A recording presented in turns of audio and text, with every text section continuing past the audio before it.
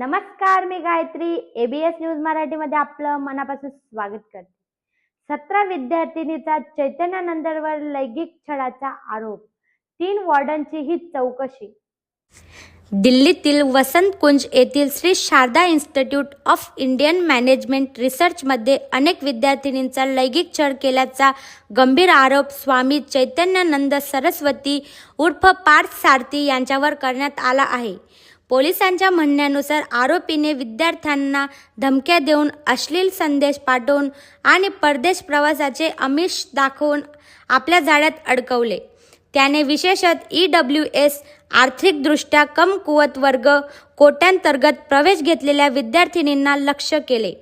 2009 व 2016 मध्येही आरोपींविरुद्ध लैंगिक छळाचे गुन्हे दाखल करण्यात आले होते. तर यावेळी ऑगस्ट 2025 मध्ये नवीन FIR दाखल करण्यात आला. पोलीस तपासानुसार 3 महिला वॉर्डन आणि प्राध्यापक ही आरोपीस मदत करत होते. ते विद्यार्थिनींवर त्यांचा चॅट्स डिलीट करण्यास दबाव आणत आणि त्यांना गप्प राहण्यास सांगत असते. पोलिसांनी आतापर्यंत 32 विद्यार्थिनींचे जबाब नोंदवले आहेत. त्यापैकी 17 जणांची स्पष्ट आरोप केले आहेत. 16 जणांनी दंडाधिकाऱ्यांसमोर साक्ष दिली आहे. आरोपी अजूनही फरार आहे.